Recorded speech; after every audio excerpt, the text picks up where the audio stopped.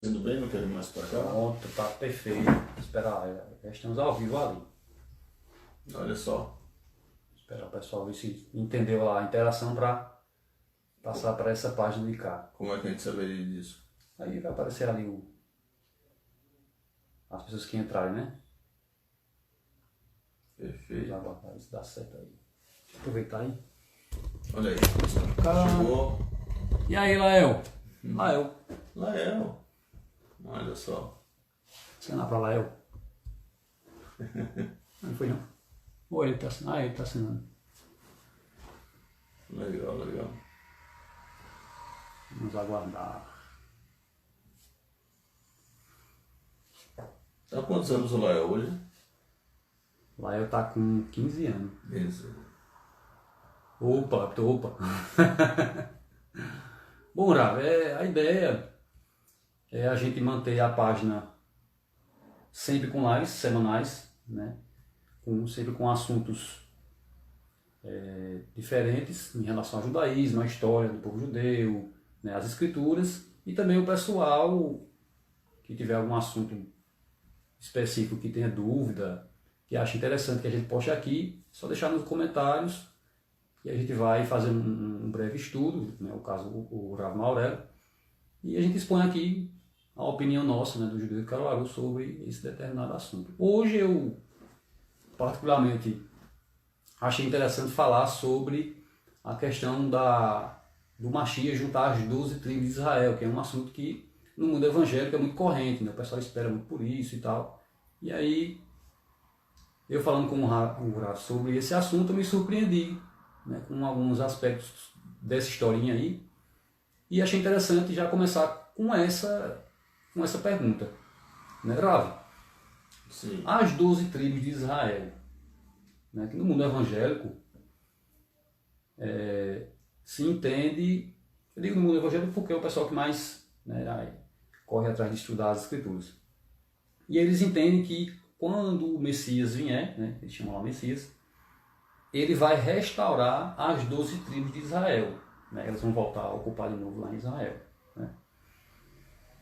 Na opinião judaica, é assim, quando o Mashiach vier para reinar em Israel, ele vai de novo juntar as 12 tribos, né? Elas já estão juntas, elas já estão lá ou estão espalhadas pelo mundo. Como que funciona isso aí no mundo judaico? Veja só, por incrível que pareça, essa narrativa evangélica ela é fomentada também por uma grande porcentagem do judaísmo moderno. Então, há muitas comunidades, principalmente essas que se expressam nas redes sociais, que sustentam essa narrativa.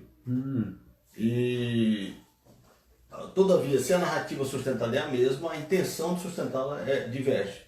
Né?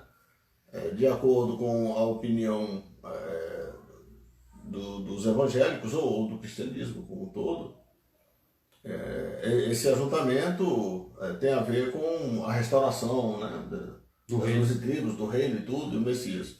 Para o lado judaico, quando ele sustenta essa narrativa, a ideia é descredibilizar a teologia cristã. Né? E em que sentido? A nova aliança, que é onde o cristianismo se fundamenta, ela tem seu ponto de partida, sua discussão, numa profecia lá do livro de Jeremias 31:31, né? Que é onde diz que o Eterno fará uma nova aliança com a casa de Israel e com a casa de Judá, e não como a aliança que foi feita com os pais dos judeus quando os tirou do Egito. Né? Não, será uma aliança diferente. Todavia, essa aliança será feita com a casa de Israel e com a casa de Judá. Se essa aliança, quando foi proposta, não foi proposta com a casa de Israel e com a casa de Judá conjuntamente, então essa aliança não tem validade nenhuma. Fica sem sentido, né? Não existe. É como que a profecia não se cumpriu. A profecia precisa se cumprir, para que ela tenha validade, precisa juntar a casa de Israel com a casa de Judá, e depois das duas casas juntas, aí sim se propõe a aliança e agora ela é válida. Então, quando a ala judaica sustenta, o que a ala judaica está dizendo? Que aquele trecho lá no Novo Testamento, onde Rabi Yeshua HaNotzri, onde Jesus levanta o cálice, na Santa Ceia, diz assim: este é o sangue da nova aliança que é derramado em favor de muitos e tal. aquilo é inválido. Né? E por que é inválido na narrativa judaica? Porque o Messias, como pensam os cristãos, ele há de juntar, de restaurar as 12 tribos de Israel. Vê? Né? Muito bem. Então aquilo que para os evangélicos é fruto de um estudo, de uma pesquisa profunda, é isso mesmo que é utilizado como ferramenta para anular a validade da religião cristã. Porque sem a nova aliança, o cristianismo não existe. A base do cristianismo é a nova aliança, ok? E essa nova aliança é profetizada em Jeremias 31. Portanto, o judaísmo moderno e o cristianismo, ainda que estando de lado opostos, nesse ponto específico eles dão a destra, eles dão a mão um ao outro e sustentam a mesma narrativa e para prejuízo do cristianismo. Okay? Qual é a verdade, todavia? O que o judaísmo de verdade afirma? E daí, então, seria interessante definir o que seria o judaísmo de verdade. Uma das diferenças, dentre tantas diferenças entre o judaísmo e o cristianismo, é que o cristianismo é a religião do crer, é a religião da fé. Né? Enquanto o judaísmo, que também as pessoas acreditam, os que compõem o judaísmo acreditam, todavia a base não é a crença, é o fazer, é o ato, né? É fazer. E fazer mesmo sem entender. Né? Muito bem. A questão que então viria é fazer o quê? A religião do fazer o quê? Fazer o que está escrito. Portanto, a religião judaica é a religião do livro. O verdadeiro judaísmo é o que está escrito. Né? E escrito aonde? A base universal do judaísmo, de qualquer movimento judaico de todas as eras, de todos os tempos, é a Torá. Compreendendo os 5 livros, os 5 primeiros livros da Bíblia, que os cristãos chamam de Pentateuco. Depois desses livros de Josué em diante, você tem toda a literatura dos profetas, os salmos, né, e os livros históricos. Isso é considerado no judaísmo como a parte da tradição, e essa tradição ela tem quase o mesmo valor da Torá. É um valor um pouco abaixo, né? Foi quando ela foi entregue ao povo que disseram: obedeceremos e entenderemos. Nascer Velishma. Sim. Quando o Eterno deu a Torá no Sinai, o que o povo falou em resposta foi nascer Velishma. Nós faremos, ao pé da letra fica assim, nós faremos e ouviremos. Ora, não dá para você cumprir uma ordem, fazer, né? Cumprir a ordem sem ouvir. O que então a Torá quer dizer com isso? Quer dizer que o povo disse assim: nós faremos e depois compreenderemos. Esse ouvir quer dizer compreender. Né? Então, sim, há muitos dos mandamentos cuja lógica não alcança, a lógica humana não alcança, mas por vir do Eterno, por vir de Deus, nós compreendemos que Deus quer o melhor para todos, né? E consequentemente ele é um momento superior. Há um trecho na Torá onde diz que o Eterno diz, né? Meus pensamentos são mais elevados do que os vossos pensamentos. Os meus caminhos mais elevados do que os vossos caminhos. Então, consequentemente, a lógica humana não consegue alcançar o sentido pleno de cada mitzvah. E o judaísmo, o judeu, ele se contenta em saber que Deus lhe deu o mandamento, é para o seu bem, e portanto ele cumpre. Na medida em que você vai cumprindo os mandamentos,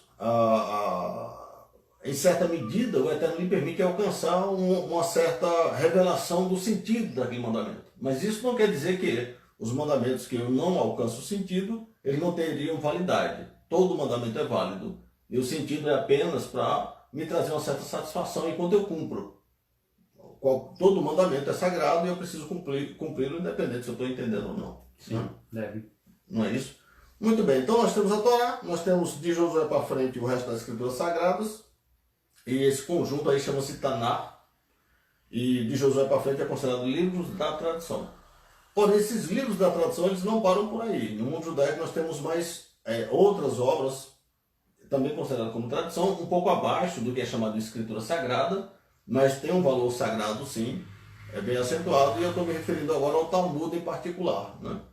O Talmud, que é a opinião dos sábios, e todo o movimento judaico respeita a opinião dos sábios, e portanto eles representam o verdadeiro judaísmo. Okay? Então o verdadeiro judaísmo não é o que A ou B acha que é verdadeiro ou que é falso. O verdadeiro judaísmo é o que está escrito. Né? Então se eu me debruço nas literaturas judaicas, se eu me aprofundo nelas e ponho o que está lá escrito em prática, logo eu pratico o verdadeiro judaísmo. Se por outro lado eu simplesmente me deslumbro com o que eu vi e com o que vi e não li nada a respeito, não me aprofundei, então consequentemente o risco de eu estar praticando uma coisa que parece judaísmo não é muito grande, ok? E já de antemão sobre essa questão aí da nova aliança, cuja base é Jeremias 31, tanto os cristãos quanto a maior parte dos judeus modernos do nosso tempo, eles estão equivocados. Poxa, o verdadeiro judaísmo, ele vai discordar deles. Em que sentido que vai discordar? No Talmud da Babilônia, no tratado Megilá, e aí a gente vai ver aqui o capítulo da Babilônia. Talmud da Babilônia. Foi uma época difícil, não foi, Alex? Foi. Foi uma época difícil, mas todavia semelhante a azeitona, que na pressão, né, quando apertado sai o azeite, e a uva, quando pisado, sai o bordo. Veja o ponto de vista de um bravo, né? Puxa. Eles acabaram produzindo o melhor, né? Verdade. Isso aqui para cair. Eita, sem problema, né? E aqui então seria no Talmud da Babilônia, no tratado Megilá 14b, afirma que o profeta Jeremias,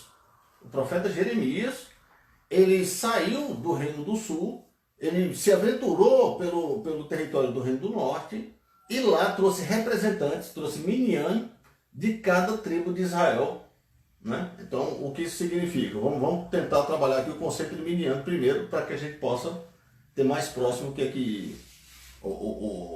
que foi que o profeta Jeremias conseguiu.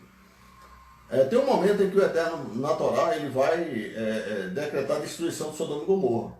E aí, então, enquanto a destruição caminhava para varrer aquelas cidades, o Eterno resolveu então revelar o que ia fazer para o pai Abraão, né? Abraham Avinu. E aí, o pai Abraão, ele que gostava de pessoas, ele amava as pessoas, independente se as pessoas andavam certo ou andavam errado, ele amava pessoas. O que ele pudesse fazer para salvar pessoas, ele faria. E com Sodoma e Gomorra não foi diferente. Ele lutou para que pudesse salvar e lutou com toda a força que pôde. Portanto, ele propôs para o Eterno o seguinte: olha, se lá nessas cidades se encontrar 50 justos, destruiria o juiz de toda a terra, o justo com o injusto, o ímpio com o tzadik e tal. E aí o Eterno disse: não, se eu achar lá 50 justos, aí vê. O Abraão, ele cogitou a possibilidade dessas cidades todas serem destruídas e 50 sobrarem. O Eterno então fez uma proposta maior. Não, se eu encontrar lá 50, eu livro toda a cidade por causa dos 50. Poxa, então ele achava realmente que era difícil, né? né? Perfeitamente. Aí Abraão sacou, ele entendeu. Ele cita. Mas olha, me permita, eu que sou pai cinza, falar mais uma vez. E se faltar 5? Aí o Eterno disse: olha, eu preservo tudo por causa dos 45. Ele disse: não se irrite, meu senhor, mas eu vou tentar mais uma vez. E se faltar mais 5? E assim eles foram negociando até que chegou em 10. Fechou em 10. O Eterno disse: olha, se eu encontrar lá 10 pessoas que prestem, 10, eu livro tudo. Olha, é muita coisa.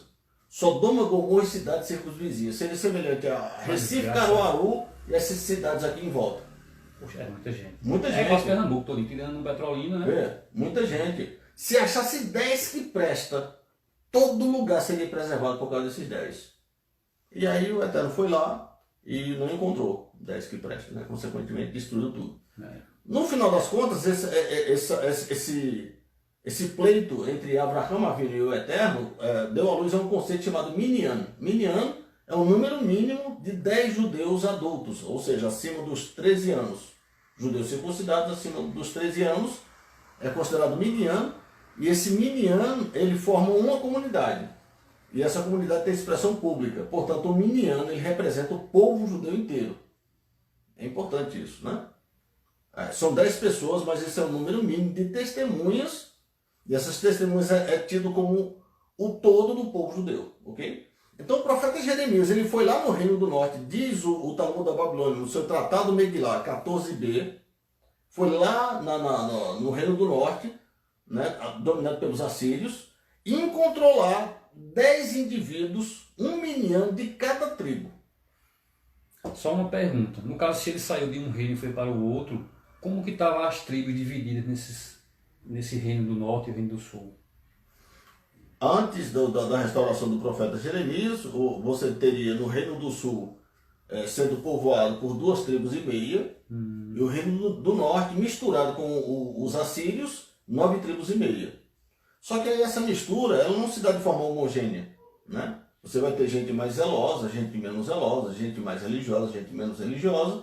E o profeta Jeremias, Jeremias Hanavi, ele vai encontrar 10 indivíduos religiosos que guardavam a sua genealogia, sua tradição, sua forma de viver de determinada tribo, né? Então ele encontrou 10 indivíduos que representavam 9 tribos. Já que um miniano equivale a uma tribo inteira, a meia tribo de Levi, que já se encontrava no Reino do Sul, não precisou ser restaurada, ela já se encontrava representada lá. Sim. Então, quando ele trouxe esse grupo de miniano, né? Quando ele trouxe esse grupo de miniano para o Reino do Sul, então agora ele tem as 12 tribos restauradas. E diante das 12 tribos restauradas, segundo o Talmud, foi que ele então proclamou Jeremias 31:31.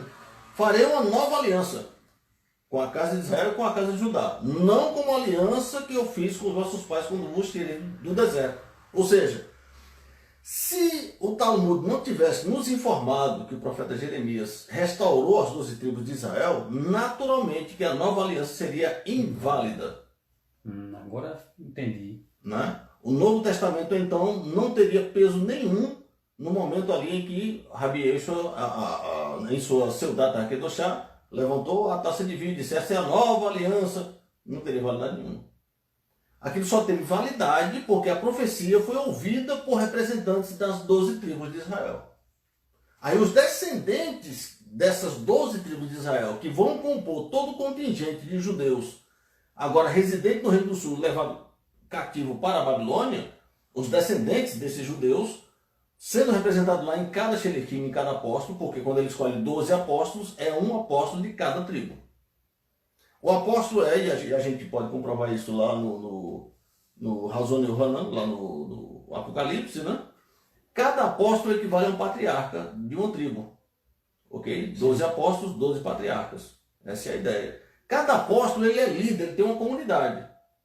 E com muito mais de 10 pessoas. Paulo diz que Rabi Yeshua, ao subir aos céus, foi visto por mais de 600 de seus discípulos. Esses 600 discípulos não eram gente simples. Eram líderes de congregações, de comunidades. Então você imagina quanta gente, juntando todo mundo, tinha. Era muita gente, ok? Com certeza. Muito bem. Então Jeremias restaura isso no tempo do profeta Jeremias, há 2.600 anos atrás, mais ou menos. Ele restaura as 12 tribos e diz a profecia para eles. Eles testemunham a profecia. Os descendentes desses, então, lá no século I, vão agora ver o cumprimento dessa profecia. É quando o Rabi Yeshua diz: esse é o sangue da nova aliança. Ou seja, dizer, tipo, você fazer essa propaganda dessa nova aliança, mas ao mesmo tempo pregar que esse mesmo Messias vem restaurar as 12 tribos, não faz sentido. Não faz sentido. Ou uma coisa ou a outra, né? Perfeitamente. Isso, se não tivesse nada escrito, seria ou uma coisa ou outra. Como tem alguma coisa escrito, é só uma coisa. É só uma coisa, é verdade. Para o judaísmo, né? O judaísmo é a religião do livro.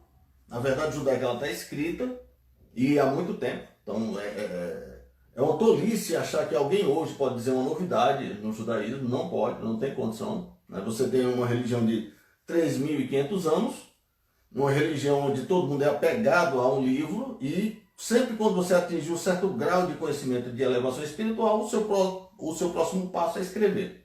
Então você imagina quanta gente escreveu sobre tudo em relação ao judaísmo. O Talmud já diz tudo, né? Tá entendendo? Então é uma bobagem achar que alguém vai descobrir a roda agora. Zohar, Talmud, Zohar. Sim, né? Então é boa. Você tem o Talmud, Zohar, Sefer Yetzirah, Sefer Rabashi, Mishnah, toda a literatura da Idade Média, né?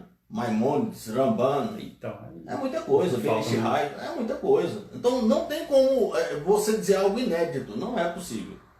O melhor que nós podemos fazer é estudar os livros e elencar essas provas que dão norte e interpreta bem o que está escrito na Bíblia. É o que você pode fazer.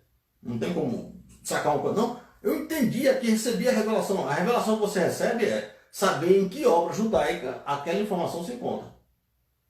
Essa é a diferença. E isso não quer dizer, entenda, isso não quer dizer que quando em algum movimento cristão alguém recebe uma revelação, alguém percebe que descobriu uma resposta para uma questão que tinha, que isso está errado. Não.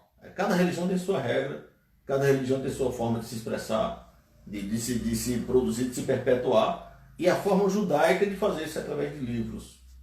Okay? Então nós somos muito apegados aos livros, apegados às letras, né? Inclusive,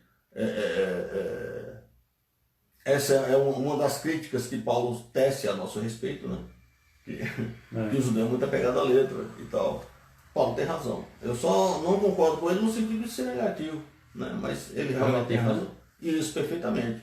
Mas ele tem razão. Realmente o povo judeu é apegado às letras e a literatura judaica, a tradução judaica autorizada, a literatura mais importante dessa tradição diz que sim, o profeta Jeremias ele restaurou há 2.600 anos atrás as 12 tribos de Israel. Fala, está escrito. Perfeitamente. E Paulo, apesar de achar isso, né, dos judeus que são tipo idólatras da letra, como alguns dizem, mas ele escreveu vários livros também. Está entendendo perfeitamente, né? Então, se isso, se o contexto, porque eu tenho certeza que o contexto do que ele disse não caminha nessa direção, mas se caminhasse, vamos imaginar que realmente existisse, não existe, mas vamos imaginar que existe alguma espécie de idolatria da letra, ele cometeu o mesmo pecado.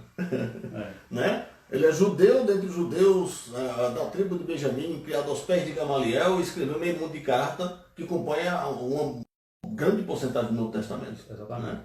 Então, quem mais foi apegado à letra, senão Paulo?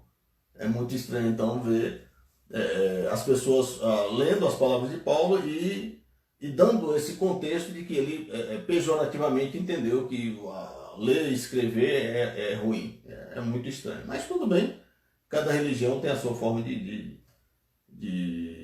perceber a si mesma e ao outro. Né? No caso do judaísmo, então, essa é a nossa forma de estudar, de perceber, de resolver aqui as questões. Então, quando os cristãos eles dizem que o Messias virá restaurar as 12 tribos, os cristãos estão tirando no pé. Porque perfeitamente, esta afirmação deixa implícito que lá a profecia de Jeremias, né, ela ainda não encontrou seu pouso, ela ainda não encontrou seu lugar. Por quê? Porque está bem claro lá no texto que a aliança seria feita com a casa de Israel e com a casa de Judá, em outras palavras, com os dois reinos fundidos num, as 12 tribos restauradas. Se o Messias vai restaurar, isso quer dizer que lá no primeiro século, quando Jesus realizou ali a Santa Ceia, as 12 tribos não estavam restauradas. Consequentemente, aquela nova aliança não serve para nada. Né? E isso é uma mão na roda para a narrativa judaica moderna, que quer justamente anular a validade do cristianismo. Portanto, quando o cristão sustenta essa narrativa, é muito perigosa. É uma ferramenta para ele. Né? Perfeitamente. Né? Então você está tentando sobreviver ao inimigo, né? Dando força ao inimigo, dando ferramenta ao inimigo para lhe complicar. Quando, na verdade, o texto das Escrituras Sagradas e a tradição judaica concordam de que, sim, as 12 tribos foram restauradas e que a aliança foi proposta diante de representantes das 12 tribos. Então a aliança é válida, né? A restauração ela ocorreu 600 anos antes de Cristo e, portanto, o Messias, quando vier, ele não vai restaurar as 12 tribos. Isso já foi feito pelo profeta Jeremias. O que o Messias fará, então? Né? Sim, boa pergunta, então. Boa. Mais uma, né? Não é? O que o Messias fará nesse contexto? Ora, quando os romanos eles destruíram o templo sagrado, o que foi que aconteceu?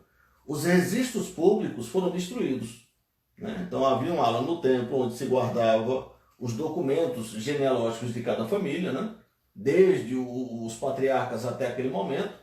E aí, com o ataque romano, que foi muito feroz, foi muito mais feroz do que o ataque babilônico, né? Literalmente não ficou pedra sobre pedra. Né? E a coisa foi tão feroz que há uma tradição que reza que quando Roma tocou fogo no templo, pelo calor, o ouro que compunha as portas e as colunas derreteu e entrou nas frestas das pedras no chão. Então as pedras do alicerce foi removida pelos romanos para pegar o ouro. Literalmente não ficou pedra sobre pedra.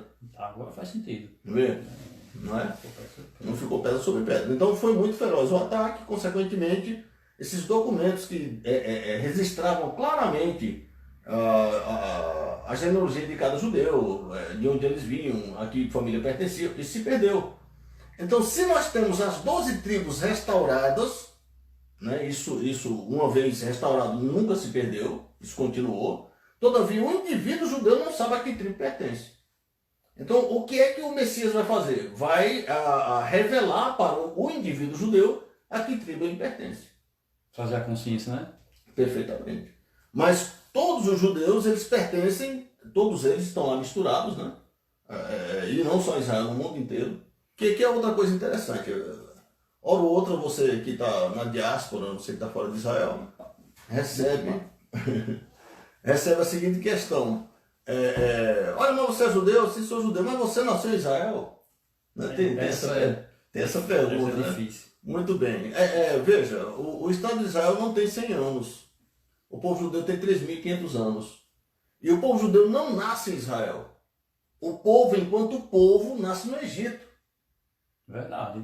Enquanto o povo nasce no Egito. Né? Então não é um povo israelense, é um povo egípcio. Vê? E aí o Eterno nos tira como um forte, nos tira com milagres e nos dá a terra de Canaã, que será chamada mais tarde de terra de Israel. Então o povo judeu é muito mais antigo do que a terra de Israel desde o seu começo. Mesmo a terra de Israel, a Bíblia... A pergunta não tem sentido nenhum. Não faz sentido nenhum. Independente para que época seja, não faz sentido. Não faz sentido. E aí, quando o povo judeu foi, né, agora voltando para os romanos, disperso por toda a terra, nós ficamos 2000 anos perambulando por todos os lugares do mundo sem terra de Israel. Aí, a partir de 1948, surgiu o moderno Estado de Israel, que comparado com o Israel bíblico é muito pequeno. Ele é muito pequeno. E, ora, se é motivo de orgulho para o povo judeu, se é motivo de testemunho do amparo que Deus tem para conosco, de um milagre moderno e tudo mais, mas não é a terra de Israel que define quem é judeu e quem não é judeu. Por quê? Porque esse contingente judeu que hoje povoa aquele pedaço de terra do tamanho de Sergipe, veio de fora. Veio de fora. E eles eram judeus. Eles não se tornaram judeus quando entraram. Eles sempre foram judeus. A terra não é judaica porque sendo judaica, o judeu entrou, alguém entrou e virou judeu. Não, a terra é judaica porque os judeus foram morar lá. Né? Até então a terra era dos palestinos, era dos gentios, né, dos palestinos. Então quando os judeus entraram lá e conseguiram, por obra divina, se estabelecer, aí a terra virou judaica. É a terra que foi convertida e não o povo. Tá vendo? O raciocínio é outro. Então, você nasceu lá? Não, eu sou judeu justamente porque eu não nasci lá. Essa é a resposta, né? E cabe ressaltar também que Israel é ainda a única democracia no Oriente Médio. Então, consequentemente, sendo a única democracia do Oriente Médio, o que é que acontece? O país tende a ser laico. Existe a ala religiosa, né? Existe, portanto, os feriados nacionais que seguem o calendário judaico. Todavia, o país em si é laico. Semelhante ao Brasil, né? A cultura maior do Brasil é cristã, mas o país em si é laico. Segue-se o calendário cristão das festas, dos feriados e tudo, né? Mas o país em si é laico. E dessa maneira, então, israelense pode ser qualquer um.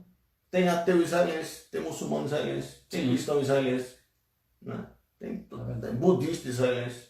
Então, perfeitamente. O fato de você ter nascido em Israel, isso não quer dizer nada, absolutamente nada. Não é a Judéia, né? Não, perfeitamente. Ok? Então, que fique claro isso. O que o Messias fará? Ele trará a consciência para cada judeu de que tribo esse judeu pertence. Mas em relação às 12 tribos, esse trabalho de reunir, de restaurá-los, já foi feito há 2.600 anos atrás. Mais ou menos. Muita gente estava enganada, tá vendo? Ele vai juntar, não, ele já juntou. Perfeitamente. Já foi feito. E se alguém deseja de novo a fonte, tá? Fica no tratado, no Talmud da Babilônia, tratado Megillah 14b, onde você vai encontrar essa informação, que é um texto aceito por todos os judeus, pelo menos os que têm juízo, no mundo inteiro. No mundo inteiro. Ok? Então era isso aí que eu queria compartilhar com vocês. Ótimo, maravilhoso. Bom, pessoal, a ideia é que a gente faça as lives. Para quem não entendeu, eu não sei se todo mundo veio lá da página dos Judeus de Caruaru. A gente está sem live lá, não tem a opção ainda de ter live. ao vivo lá na página dos judeus. Então a gente veio para cá, que a Lahon Digital é quem administra aquela página, e assim que possível, aí a gente vai fazer, lógico, essas lives lá na página do Judeu de Caruaru, né? A ideia é que se faça semanalmente, então toda semana a gente vai estar aqui abordando algum assunto, né? Por enquanto, eu vou ter o privilégio de fazer as perguntas, tá bravo. Mas quem quiser ficar à vontade aí e deixar alguma pergunta nos comentários, em algum assunto que você tenha dúvida, aí a gente vai aí escolher alguns que a gente acha interessante para também estar abordando esse assunto aqui na live, tá bom? Agradeço a todos que estão ao vivo aí com a gente. Não teve como interagir com todo mundo porque o telefone tá longe aqui. Mas. Agora dá pra... Pronto, aí, eu vou botar aqui assinando o pessoal. O Mário Caselli tá aqui. Dá um alô às pessoas, alô pessoal. Liliane, o Lael já tava por Olha aqui. só, Liliane, cadê ela? Não vi. Fabiana Gomes, um abraço. Liliane aí, ó. O Ricardo. Ricardo Ferraço entrou, acho que É, isso, né? Ricardo Ferraço, deve ser isso. O Ricardo. Janison, Pauliana, muito bom. Joseano da Gama, um beijão. O Wellington, um abraço, Wellington. Teve o Cláudio, né? Cláudio. Cláudio. Sim, Cláudio Portugal. Cláudio Portugal é o cara. Olha só. Depois eu apresento pra você. Você vai gostar muito desse rapaz aqui. Legal, estou ansioso então.